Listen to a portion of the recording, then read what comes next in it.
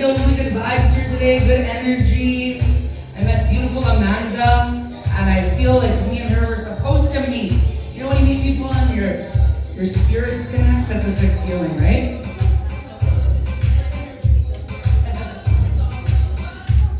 More aunties are showing up. Don't worry, aunties, the bar opens at 5. I checked for all of us. Thank you to our sound person. Thank you so much. Sound guys are always shy. They're like, no, don't look at me.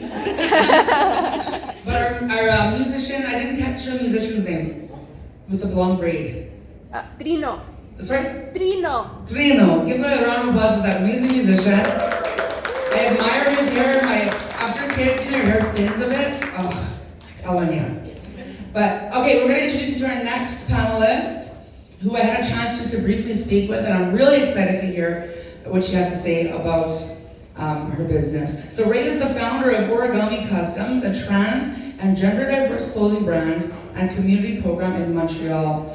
They work with over 100 organizations to provide life-changing gender affirmation products to people facing intersectional oppression and financial barriers. In addition to running their production studio and community program, Rae offers consultation and speaking arrangements around the world on gender affirmation, ethical labor practices, sustainable fashion, and trans integral business practices. Rae draws from their background in sociology, experience in the fashion industry, and trans healthcare advocacy work for over 15 years. And Rae is a fashionista. I love the fit. You can come on up there, my dear. And we also have Martina Carello. I love it. Martina Carello, with over 30 years of experience in the fashion industry. Martina is a key figure in advancing fashion product development and fit excellence. She has mastered the understanding of how clothing should feel, move, and perform for real people across all shapes and sizes. It's this skill that has made her a trusted partner for brands throughout North America. Through Alchemist Canada, Martina has helped countless brands bring their ideas to life. Not just creating beautiful and usable products that speak to her clients, customers, but also guiding her clients how to build a strong and sustainable product business. I got more, hold on. All right. Martina's passion is designing purposeful clothing that speaks directly to a brand's values and to the real needs of their customers. She has set a new standard for what it means to create apparel that doesn't just look good, it truly fits and empowers. Please come on up, Martina. My husband and I, our last surprise pregnancy, we didn't know if we were gonna have a boy or a girl. I have 3 sons. So if we have a girl, because my husband's name is Martin, we were thinking of the name Martina. I think it was Martina I cried about. But I had another boy. But either way, welcome. And I'm gonna let you guys speak, and maybe I'll come back up after and ask some questions, and we'll do some questions from our guests. Okay, I'll come back when you guys are ready. Do you want to sit next to me? Yeah. I feel like Sorry, right away. Sorry. Yeah. Hi everyone. This is so exciting. Yeah, that was a great introduction. I'm Rae. I use they them pronouns. And yeah, I'm really excited. This is a conversation that I've been really looking forward to. I've heard a lot of people talk during this conference about like inclusion and celebration and diversity and all of those things, and it's so beautiful to hear everyone's perspective, and we wanted to bring our perspective to it, which is a lot more like practical, hands-on. Like, what does it actually mean to create the garments that are size inclusive and inclusive in other ways? And we have a background in actually making the garments and making the patterns. So we wanted to, to go into a little bit of the nitty-gritty. So I'll say a little bit more about what brought me to this work, and then I'll hand this off. Like my bio said, I've been doing this for 15 years. I created Origami Customs as a inclusive fashion company, and that means a lot of different things to me because people need customized garments for lots of different reasons. Primarily I work with the gender diverse and transgender community to create gender affirmation garments, so things like binders and gaps, which are really important, and then I also distribute those through a network of organizations that I've built up. There's over 100 organizations around the world that then distribute those products for free to people who can't afford them. So that's where my heart lies, and that program is really, really important to me. But for a lot of different reasons, it was important to create customized garments. My garments are gendered swimwear, and you'll see me closing the show tonight with my new swim line.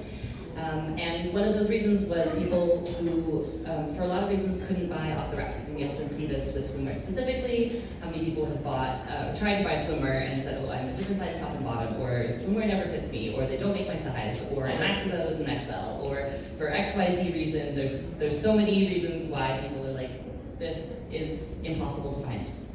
And so, yeah, I make all my patterns myself by hand, really old school, and I've trained a team of queer and trans people in Montreal to make all the garments. They also know how to customize all of these products for people to buy them. So, yeah, from the foundation, it was important for me to have the inclusivity across the board. Also in terms of disability accessibility, there are lots of ways in which these garments are made for lots of different bodies, and as the last panelist says, there's no one-size-fits-all solution to these problems, but it's about trying to find better ways of adding to the community, adding to the fashion conversation about how we can be more inclusive. So let me pass it off, and you can talk a little bit about this. So, Rae lives in Montreal. I'm originally from Montreal, and I've been in Calgary for 13 years now. And so my background, I studied fashion design way back in the 1989, 1990, and have been in the fashion industry ever since, working mainly for like larger brands and corporations out in Montreal, and came out to Calgary. So I had worked predominantly in women's wear, mainly regular, but as well in plus garments for companies like Pennington's and Additional, etc. And my background is specifically in the technical areas, so size and fit, understanding the measurements, all of the engineering, all of the boring things that fashion designers don't want to do. But I love that. That's what makes me, brings me joy, right? Because we can look at something, we can envision something, but if it's not created properly for the body in front of us, it's not going to speak the way it's supposed to speak. So that, coming to Calgary, my company called Alchemist Canada, I empower startup brands specifically, or brands that have been in business for less than 10 years, and help them develop niche products across the board, whether that be a different sizing pathway, or adaptive wear, or other types of clothing. So it's become really important to me to see and for others to understand that this is really a grassroots movement, that it really takes people with a passion to bring forth a product for a community that they believe in and that they love, as Rae has, and that they feel needs to be seen. And that empowers me and makes me happy when I see my clients succeed in those areas. Do you want to talk about size? So let's talk about size. Some of the things we were thinking about is like what even is size? Like when we look at buying off the rack, it obviously differs widely between different brands, and how that's kind of changed in the fashion landscape over the years. And you have some really cool examples that I want you to share with us. So just as a starting point, one question that I get a lot from the women's wear space is, why don't we have a standard across the board? Why is one size fit one way in one brand and one in another? Now imagine we did have that. We did actually in the United States way back pre-war, post-war, and all of these sizes were based on women in the military that were 21 years old. Okay, so that doesn't speak very broadly for lots of people. And sizing in the industry is not a number. When you're looking for clothing that fits you, seek the brands that you feel best in, seek the brands that work with your body. And one misconception, and Rae and I had spoken about this, was the whole 2X conundrum. Okay, so 2X is a really funny size because people are confused as to, well, I'm a 2X and this doesn't fit me and that doesn't fit me. And 2X actually has two faces. okay? We have the XXL, which falls more into the regular sizing. So those are people who fit into the regular sizing space, but just are a little fuller figured or tall or whatever. And then there's the 2X plus, which is a different body shape, right? And that's a very important thing for brands to communicate to the public. And I find that the larger brands don't do a very good job at that, right? It's very frustrating for anybody to walk into a store and not fit. So that's one area that I think needs a lot of attention. Yeah. We have so much overlap and so much to share about this. One of the other things we were talking about with sizing is how brands will price their items. So a standard brand will usually use one of the smaller sizes, like a medium, as the median size of their range to then buy the fabric and accurately price what's the average price of that garment. So when we're looking at things like a fat tax or why a brand has not extended their size range into plus sizes, there's a cost that they think of as being over what they've anticipated, or it's like an extra cost that they have to absorb. As opposed to a brand that's thought, okay, maybe the middle size for me is actually a 1X. For myself, I price it a 1X because that's about halfway between the different sizes on the range. And so all the materials and the way that I cost everything is based at that point along the scale. This is quite different than how most brands will do this in the industry. And it speaks a lot to the way that not only things are priced, but also how it's conceptualized. You know, like instead of having a normal range and this is the pricing that it should have, and this is what people expect to pay, and the extra sizes, you know, that are harder and more expensive, well, it's on a spectrum, right? For myself, there's no end to that spectrum. People can send in their measurements anywhere from children to infinity. There's no upper limit, and the the pricing is the same. But that's not how the industry usually works. So we need more people like Rae to be doing more customizable products and focusing more on those types of things. From a broad perspective of mass market, it's sad that they're not able to tap into different sizes as easily. They're larger brands, they have a lot of money at stake, it takes a lot of research, and it's almost like working with two different products. And I can use just an example when I work with brands who want to embody inclusivity. We address regular and we address plus completely differently with different fit models, and we address the strategies to make people look and feel their best. Taking a regular size and grading it all the way up does not work. And it doesn't make everyone feel and look beautiful. The shape is very important, and I'm sure, Rae, you've done that very well, being hands-on with your product and having to work with all of the measurements, the different measurements and the different shapes to make people feel their best. So we need more new companies to come forward, niche companies to come forward, to undertake this at a bigger level, because that's the best way that we're going to actually make it happen. Yeah. Let's talk more about what it means to create an extended size range and how people can do that appropriately and well and with intention. Because as we all know, bodies do not proportionally get bigger this way and bigger this way. And what most brands who want to make a plus size range do is that they just take a straight size pattern and they just make it bigger all the way around with the same ratio. And that is going to fit terribly. That is not going to work as a garment. So it takes people who are willing to build with intention from the beginning. How are my patterns going to fit across the size ranges? I'm very old school. I hand draw all of my patterns. Mostly now these things are digitized. But there are certain ratios when you get to different sizes that are needed. There's a lot of math involved. And it means bringing in consultation from the beginning of, like you said, where are the people designing who know what it's like to live in a bigger body, who know what it's like to need accessible options. For me, for gender affirming options, where are the people who are going to be wearing those garments, and where are those voices along the way in that process?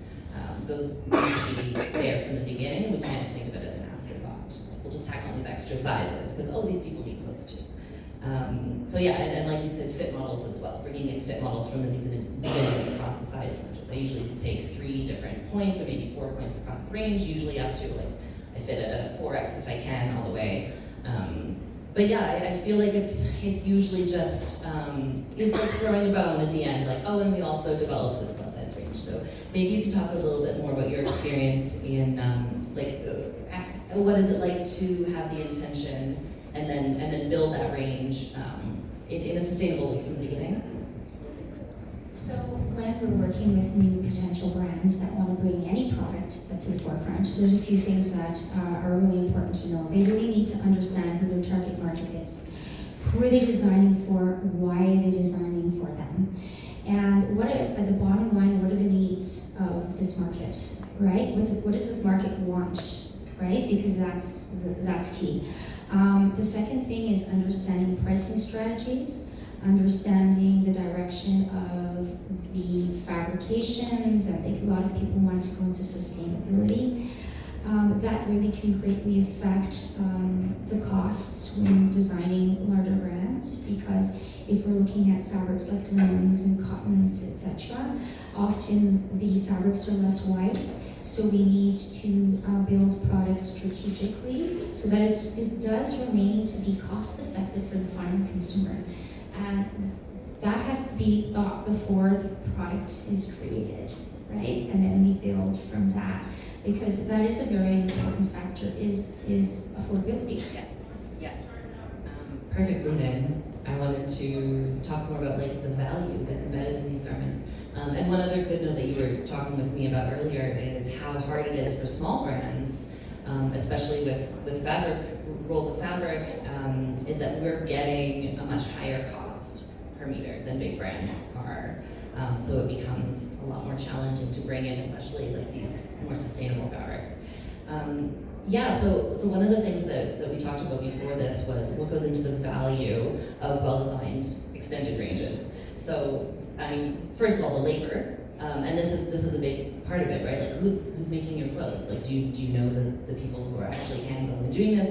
Have you brought in consultants to do the pattern making? Have you brought in your fit test models and all of this stuff? And also like the skill and experience that goes into doing something customized. If you're like me and you're doing custom clothes, or another range that's doing anything like made to order, like we want to make sure that obviously we're paying a fair wage to whoever's making those garments. But finding people in this industry is getting harder and harder, to be totally honest. Finding people that have that skill set, like a lot of the fashion design programs aren't teaching this anymore, and having the experience to be able to look at someone's measurements and say, okay, how is this person moving in the world? What are they going to need? How are they going to be wearing this garment? What are the proportions like? What does it need to feel when it's on the body? Like, there's so much more than just the math of creating the pattern. It's really like visualizing and finding people, and finding those people access to good training is a lot of like the value, not just like the cost, but the value that goes into these products. Do you want to talk more about this? Yeah. So as I was saying, one of the anomalies that is a designer that's in an area that nobody wants to touch, because it's boring and it's calculating and it's more engineering based, right? And that's what we're lacking in the industry, is people who want to go and do boring things and not just draw the beautiful pictures and pick the colors and all of those facets. Because it takes a lot of skill and takes many years of study and work to understand. It's trade. It's a trade like becoming any kind of builder of some kind, right? You need to learn to understand what you're working with. We're working mainly two-dimensional, and we're creating a three-dimensional experience for people. So it ties back to exactly what you said, where you really need to think about how the person wants to feel and look, and how they're going to move in these garments, and how it's going to affect the overall experience of the clothes. So that's one of the challenges that we face in the industry today. Yeah, I like to call myself a body architect. It's true. It's really hard to take a 2D pattern and put it on a 3D body. It's really, that's why I like to do it by hand. It makes more sense when I can like draw things out. I'm not good with computers. I'm kind of a boomer like that. So I think let's cover a little bit more about the stuff that we had talked about before, but I'm really excited to take questions and see if people want to join in on this conversation afterwards. So we had talked a little bit about how to identify if a brand is going to be right for you. So it can be really hard to find how do you know the labor practices, how do you know if this was made for your body with the intentionality behind it. And I think some of the things that we came up with were really like, how do you feel when you're wearing the clothes? Obviously, that's super important, but are you seeing your values reflected back to you in the visuals, you know, who they're choosing to model, who you're, like, it's also important to notice, like, who's lacking from the conversation visually. How important is it to you where these clothes are designed and made? You know, we're always gonna have to pick and choose these days where our values lay on the big scale of, you know, there's so many choices. But trying to identify, like, is this information obvious on the brand's website or social media about who's actually involved in the creation of garments? What kind of fabrics they're using? So are they using, A, things that feel good on your body, but B, are they ethical or sustainable in any way? Are they regenerative? Are they dead stock? Are they made locally? There's again, like, sustainability is so many different things to so many different people, and it's not feasible to say this is a sustainable brand and this is not, because there's so many different things that go into that. And it's really like looking at it as a whole and identifying the pieces that resonate most with you. Length of wear is also a really important one. So if you're getting something custom fit, you're gonna wear it for longer, and then that piece is gonna remain out of the landfill for longer. So that's obviously something we wanna think about. And then customization. And honestly, for me, philanthropy. Like, is this brand giving back to the community in ways that are meaningful for you? Is that your community is a community that is close to your heart? And that's obviously very personal. But these are all the things that I think are important when you're trying to identify, like, is this a brand that resonates with me? And it can be really hard to find these brands now. But yeah, I mean, this is a perfect example of how to connect with more brands that are trying to do the right thing and are being inclusive and really wonderful in so many ways. Well, with smaller brands, it's harder for them to include everything, right? To be sustainable fabrics, cradle to grave, and also implement other types of inclusivity and ethical practices within their business. And I always tell them, pick a beast. And I hope the beast you choose are people. And with mindfulness of the environment for sure, and like sustainable fabrics, but the people who make your clothes should be paid fairly. The people who wear the clothes should be well represented, right? Because that's what we can change and what we can do right now. And we can contribute to the bigger space of things. And smaller brands do not have the money or the backing to tackle all of this. So it's a matter of also the consumer choosing what's important to them and what resonates with them most. And you can definitely cross brands, right? So one thing I tell people is that maybe one brand you're going to fit amazing in their shirts and jackets and tops, but their pants look horrendous on you. That's fine. It doesn't mean it's not a brand for you. That's your top brand. Maybe there's a bottom brand that resonates with you a little bit different, right? So those are the types of things that I try to tell and find consumers to pay attention to where fit's concerned, and then your values and how you feel in the garment and how everything makes you feel about your purchases. Longevity of a product is also very good. Yes, customization tends to be more expensive, but if you know what you're looking for, you know what you expect, and you get that perfect piece for you, you will wear it, and it'll make a difference in your day-to-day wardrobe.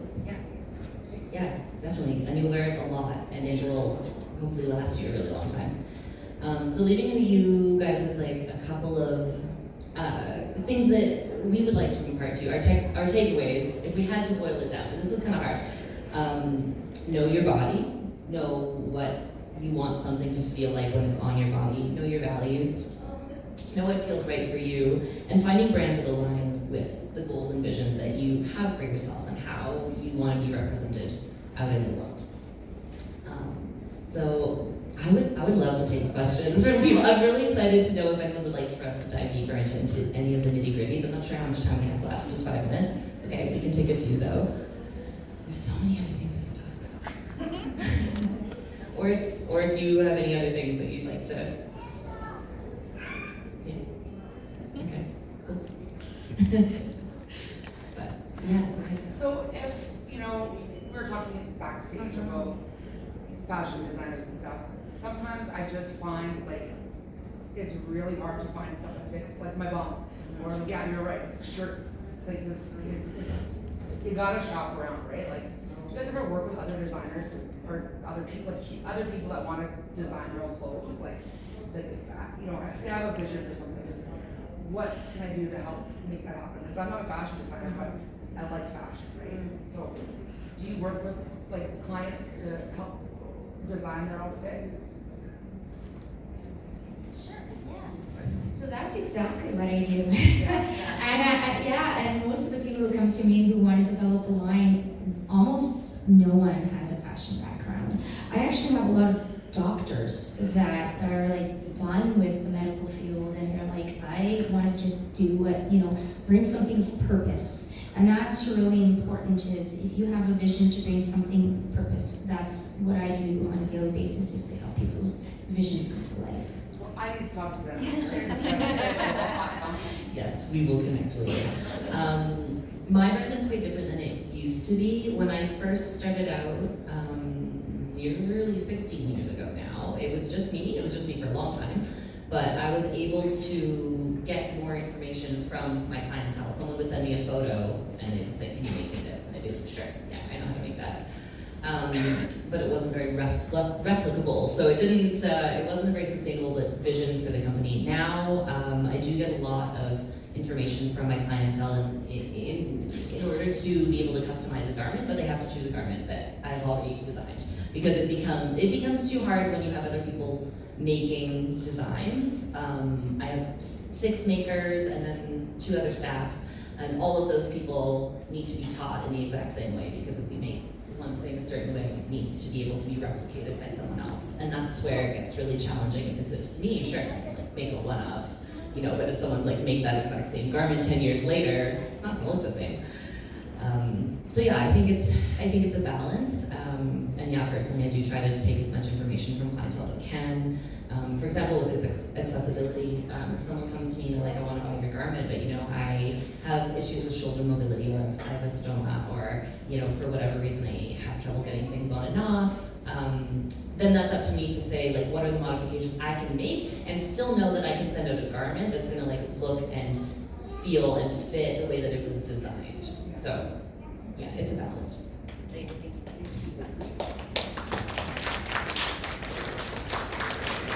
Thanks for having us. This is awesome. I'm so glad to be here. I hope you all can stay for the fashion show. I will be last, and you'll see all of these designs on the runway, along with all the other amazing designers. Thank you so much. Yeah.